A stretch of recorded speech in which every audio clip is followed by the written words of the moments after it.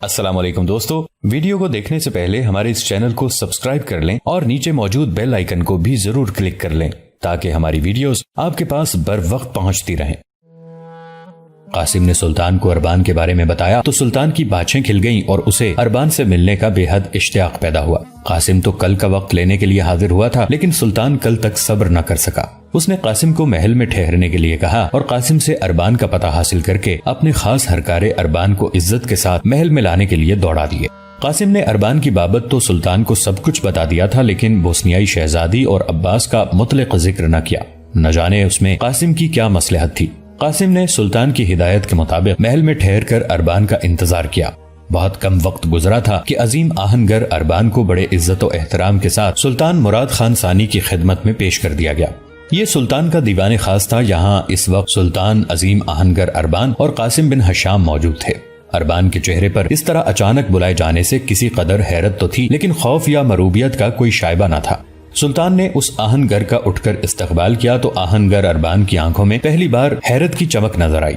وہ عیسائیت کے شہنشاہ قیصر قسطنطنیہ کے دربار میں بھی حاضر ہوا تھا، لیکن مسلمانوں کے سلطان کو دیکھ کر اس کے دل کی کیفیت عجیب تھی۔ اس نے سوچا کیا بادشاہوں کے علاوہ بھی کسی کا اٹھ کر استقبال کرتے ہیں، لیکن نہیں، وہ جانتا تھا کہ سلطان مراد خان ثانی ایک درویش صفت بادشاہ ہے۔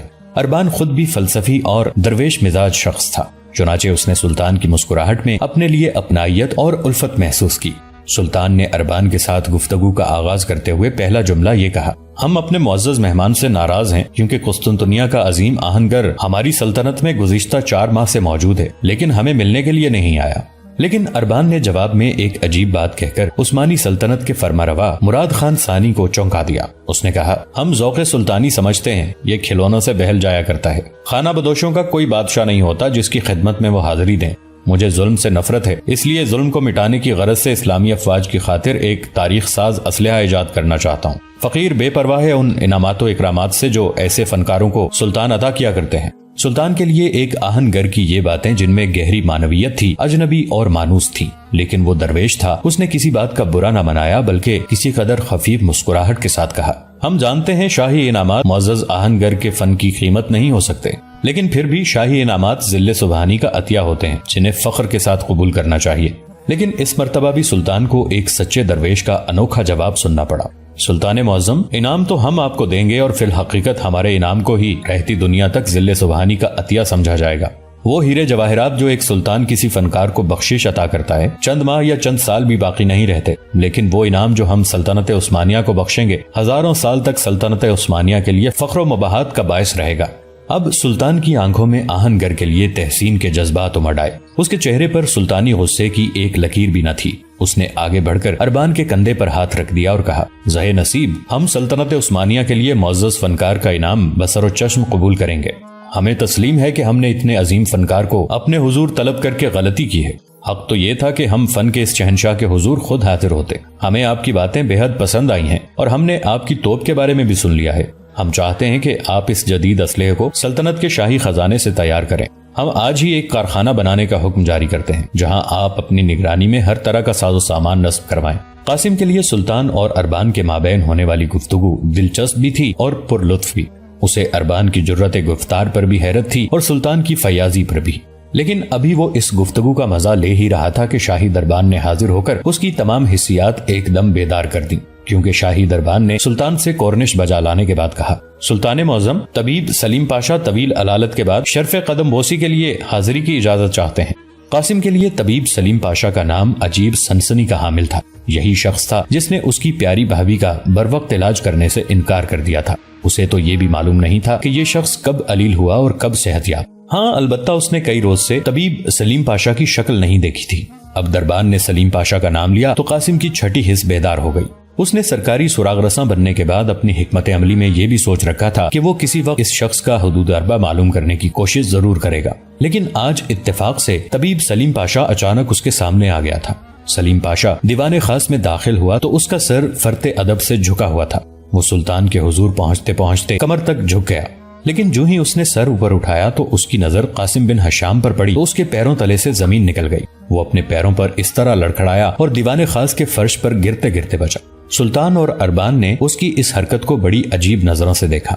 سلیم پاشا کے چہرے پر ہوائیاں اڑ رہی تھیں اور وہ غیر ارادی طور پر اپنے زخمی ہاتھ کو جس پر پٹی بندھی تھی اپنی قبا میں چھپانے کی کوشش کرنے لگا۔ اس حرکت سے اس پر شک کا آغاز ہوا، کیونکہ قاسم کے لیے اس کا زخمی ہاتھ بے حد اہمیت رکھتا تھا۔ قاسم کو حیرت تھی کہ ایک غیر جنگجو طبیب کا ہاتھ کیسے زخمی ہو گیا۔ اس کے ذہن میں اپنی بھابھی کے آخری جملے گونجنے لگے جو اس نے آغا حسن سے سنے تھے۔ اس کی بھابھی نے جان دیتے وقت کہا تھا کہ اس نے نقاب پوشوں کے سردار کو زخمی کر دیا تھا۔ یہی بات سلیم پاشا کا ہاتھ دیکھ کر اسے کیوں یاد آئی؟ اس کا دماغ سنسنانے لگا اور بدن کے رونگٹے کھڑے ہو گئے۔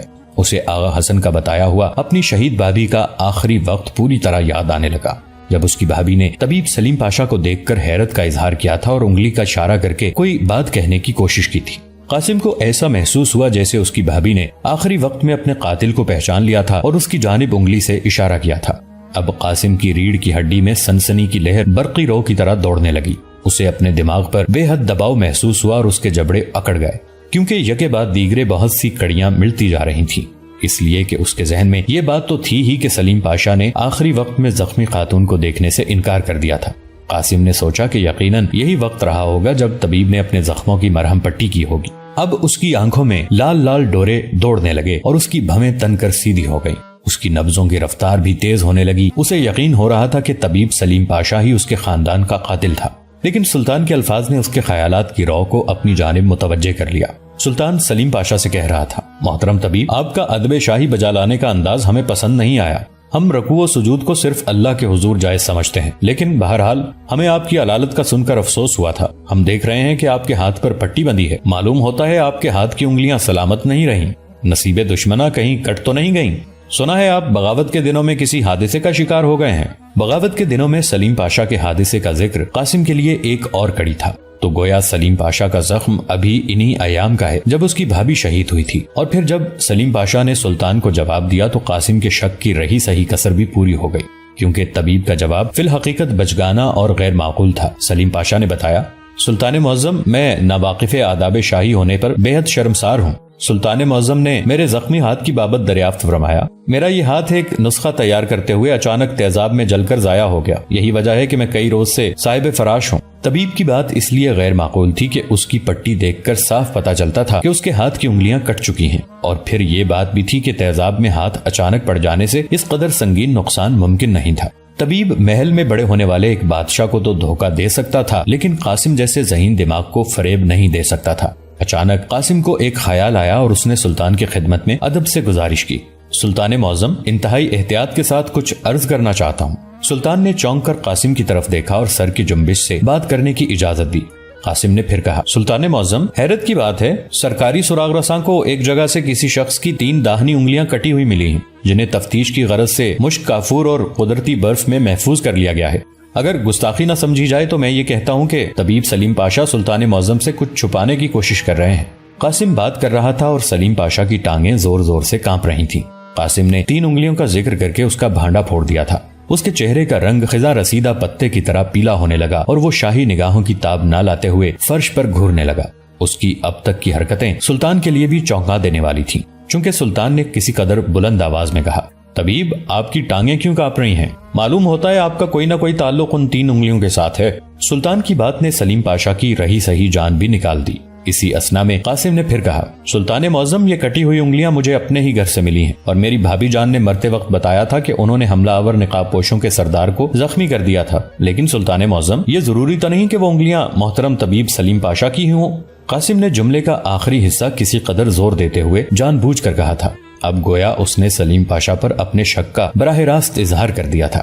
سلیم پاشا کی حالت غیر تھی اور اس کی زبان کوئی بھی لفظ ادا کرنے کی ہمت نہ کر پا رہی تھی۔ شکار کو جال میں پھنستے دیکھ کر قاسم نے آخری ضرب لگائی اور کہا، سلطان معظم، خفیہ محکمے کے ماہرین ان انگلیوں اور محترم طبیب کے دوسرے ہاتھ کی انگلیوں کو دیکھ کر بآسانی بتا سکتے ہیں کہ یہ انگلیاں محترم طبیب سلیم پاشا کی ہی ہیں۔ قاسم کی بات پوری طرح ختم نہیں ہوئی تھی کہ دیوان شاہی میں ایک عجیب حادثہ رونما ہو گیا۔ سلیم پاشا نے خود کو چوہے دان میں پھنستے دیکھا تو ایک دم بجلی کی صورت سے اپنی قبا کے اندر اپنا بایاں ہاتھ ڈالا اور ایک تیز دھار چمکتا ہوا خنجر نکال کر پلک جھپکتے میں سلطان مراد خان ثانی پر حملہ کر دیا۔ بہت ممکن تھا کہ اس کا خنجر سلطان کا پیٹ چاک کر دیتا، لیکن اربان نے بروقت ایک عجیب حرکت کی اور بجلی کی طرح سلطان کے سامنے آ گیا۔ سلیم پاشا کا خنجر اربان کی پسلیوں میں گھستا چلا گیا، لیکن سلطان بال بال بچ گیا۔ اتنی مہلت کافی تھی۔ قاسم نے فوراً اپنی شمشیر بے نیام کی اور سامنے کی طرف سونت کر سلیم پاشا کی گردن پر رکھ دی۔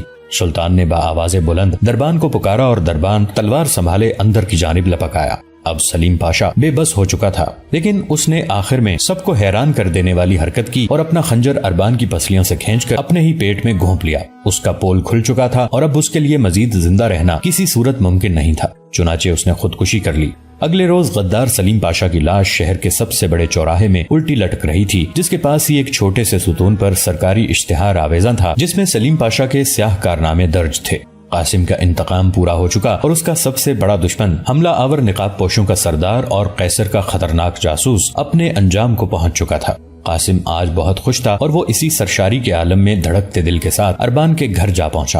یہاں وہ اپنے بوسنیائی مہمانوں سے ملنے آیا تھا، لیکن در حقیقت اس کے دل میں کوئی انجانا سا چور بھی سر چھپائے بیٹھا تھا۔ یہ غالباً شہزادی حمیرہ کی ملاقات کا چور تھا۔ وہ اربان کے گھر پر پہنچا تو بے حد جذباتی ہو رہا تھا۔ اس نے لرزتے ہاتھ کے ساتھ خوبصورت مکان کے دروازے پر دستک دی اور کچھ دیر کھڑے رہ کر انتظار کرنے لگا۔ چند لمحے بعد مکان کا دروازہ کھلا تو وہ اپنی جگہ پر مارے جذبات کے کانپ کر رہ گیا۔ سامنے بوسنیا کی حسین شہزادی کھڑی تھی۔ قاسم کو توقع نہیں تھی کہ دروازہ کھولنے والی شہزادی حمیرہ خود چلی آئے گی۔ وہ تو ششتر تھا ہی، دیکھنے والی حالت تو شہزادی حمیرہ کی تھی، جس کے سامنے اچانک اس کے خوابوں کا شہزادہ آفتاب روشن کی طرح طلوع ہو چکا تھا۔ شہزادی پھٹی پھٹی آنکھوں سے قاسم کا مسکراتا ہوا چہرہ دیکھے چلی جا رہی تھی۔ اس کے دونوں ہاتھ دروازے کے کیواڑوں پر تھے اور منہ سکتے کے عالم میں کھلا تھا۔ قاسم کی آمد اس کے لیے معجزے سے کم نہ تھی۔ وہ سوچ رہی تھی کہ مسلمان ہونے کے بعد اس کی پہلی دعا ہی قبول کر لی گئی تھی۔ اس نے مسلمان ہونے کے بعد اپنے خدا سے قاسم کی دوبارہ ملاقات طلب کر لی تھی اور آج قاسم خود بخود اس کے سامنے چلا آیا تھا۔ دونوں طرف کی حیرتیں ماند پڑیں تو دونوں ملاقاتی عجیب سے انداز میں مسکرا اٹھے۔ شہزادی نے بغیر کوئی سوال کیے قاسم کو اندر آنے کے لیے کہا اور خود دوڑتی ہوئی مریم اور بوڑھے عباس کو پکارنے لگی۔ قاسم کی ملاقات سب کے لیے اچانک اور چونکا دینے والی تھی۔ اربان گھر پر موجود نہیں تھا، لیکن ان تینوں نے قاسم کو ہاتھوں ہاتھ لیا اور اس کی آمد سے شہزادی کے گھر میں چار چاند روشن ہو گئے۔ وہ ایک جگہ جا کر بیٹھے تو عباس نے چھوٹتے ہی خوشی سے کپ کپاتی آواز میں کہا، بیٹی حمیرہ دیکھو، تمہارا دولہا خود بخود آ گیا۔ میں اچھی طرح جانتا ہوں تم پہلے دن سے ہی قاسم کو چاہنے لگی ہو، تو مجھ سے کچھ نہیں چھپا سکتی۔ حمیرہ کا چہرہ حیا سے گلنار ہو گیا۔ وہ فوراً اٹھی اور اندر کی طرف جانے لگی، لیکن عباس نے اس کو کلائی سے پکڑ لیا۔ بیٹی جاتی کہاں ہو؟ یہاں بیٹھو۔ اتنی مدت بعد قاسم ایک بار پھر ہمارے گھر آیا ہے اور تم چل دی۔ خوشبو اور محبت کو چھپایا نہیں جا سکتا۔ تم تو یہ بھی نہیں مانو گی کہ تم ادرنا میں قاسم ہی کے سلسلے میں آئی ہو۔ حمیرہ چھوئی موئی سی ہو گئی اور عباس سے اپنی کلائی چھڑاتے ہوئے کہنے لگی، چچا آپ نے دیکھا میری دعاؤں کا اثر؟ قاسم بن حشام خود چل کر ہمارے گھر آئے ہیں۔ آپ میرا ہاتھ چھوڑیے، میں ان کے لیے کچھ کھانے کا بندوبست کرتی ہوں۔ لیکن قاسم اس صورتحال سے بری طرح سٹ پٹا گیا تھا۔ اسے قطعاً توقع نہیں تھی کہ معاملہ اس حد تک بڑھ چکا ہے۔ وہ تو اپنی غزالہ یعنی مارسی سے محبت کرتا تھا۔ آج اس کے دل میں شہزادی حمیرہ کی محبت نے شمع جلانے کی کوشش کی تو اسے مارسی کی بے پناہ یاد آنے لگی۔ اسے یوں محسوس ہونے لگا جیسے وہ مارسی کی روح سے بے وفائی کر رہا ہو۔ اس کے بعد وہ جتنی دیر تک بھی ان لوگوں کے پاس رہا اسی احساس کی آگ میں جلتا رہا اور حمیرہ کی بے پایاں عقیدت اور محبت کو وہ درخور اعتنا نہ سمجھتا تھا۔ حتیٰ کہ جب وہ رات کو واپس ہونے لگا تو بالآخر حمیرہ بول پڑی، محترم سالار آج آپ کھوئے کھوئے سے تھے، معلوم ہوتا ہے آپ کے دل میں کسی اور نام کا چراغ روشن ہے۔ اگر میری وجہ سے آپ کو کوئی دکھ پہنچا تو میں آپ سے معافی کی خواستگار ہوں۔ قاسم کو دھچکا لگا۔ حمیرہ نے اس کی بے رخی کو بھانپ لیا تھا۔ وہ ایک بار پھر سر پٹا گیا۔ ایک طرف مارسی کی یاد اسے کچوکے دے رہی تھی تو دوسری طرف کوئی غیبی طاقت اسے حمیرہ کی طرف بھی کھینچ رہی تھی۔ اس کے دل کی ناؤ ڈولنے لگی۔ اس نے معذرت خواہانہ لہجے میں کہا، نہیں شہزادی صاحبہ، آپ کی محبت کے لائق نہیں ہوں۔ میں نے پہلے بھی ایک چراغ جلانے کی کوشش کی تھی، لیکن وہ سراج منور اب تک اس دل کے تاریک شبستانوں میں ایک دیا بن کر ٹمٹما رہا ہے۔ اب بہت اچھی ہیں اور میں اپنے دل میں آپ کے لیے ایک انجانا سا جذبہ محسوس بھی کرتا ہوں، لیکن میں آپ کو دھوکے میں نہیں رکھ سکتا۔ آپ سے پہلے ایک لڑکی میری زندگی میں آ چکی ہے اور وہی میری پہلی محبت تھی۔ پہلی محبت تھی سے کیا مراد؟ وہ خوش نصیب اب کہاں ہے؟ قاسم کی آنکھوں میں عرب کی اداس شام اتر آئی۔ اس نے دور خلا میں گھورتے ہوئے جواب دیا، وہ شہید ہو چکی ہے اسلام کی محبت کے نام پر۔ اب وہ اس دنیا میں نہیں رہی۔ حیرت ہے، ایک سپاہی ایک شہید کی شہادت پر اداس اور غمزدہ ہے۔ میں نے اسلام میں یہ سنا ہے کہ شہید زندہ ہوتے ہیں، پھر آپ نے کیوں اس کی جدائی کا غم دل سے لگا لیا ہے؟ میں آپ سے صرف ایک درخواست کروں گی کہ جب کبھی اس خوش نصیب کی جدائی کا بوجھ محسوس کریں تو مجھ بد نصیب کو اپنے غم کا تھوڑا سا وزن اٹھانے کا ضرور موقع دیجیے گا۔ حمیرہ کی آنکھوں میں موٹے موٹے آنسو جھلمل کر رہے تھے۔ نہ جانے قاسم کو کیا ہوا کہ اس نے بے ساختہ شہزادی حمیرہ کا ہاتھ تھام لیا اور تیزی سے کہا، نہیں حمیرہ نہیں، آپ مجھے اتنی عزت مت دیجیے کہ میں آپ کی محبت میں گرفتار ہو جاؤں اور اپنی غزالہ کی یادوں کو بھلا دوں۔ हुमैरा ने अपनी पुरनम पलकें उठाई तो उसकी आंखों से पिघले हुए कांच के कतरे उसके रुखसारों पर एक ठंडी लकीर छोड़ते हुए दरवाजे की दहलीज में गुम हो गए। हुमैरा एक सिसकी के साथ मुस्कुरा दी। उसने कासिम से अपना हाथ छुड़ा लिया और नजरें झुकाते हुए कहा, आप फिर कब आएंगे? अब तो कान दरवाजे की आहट पर लगे रहेंगे।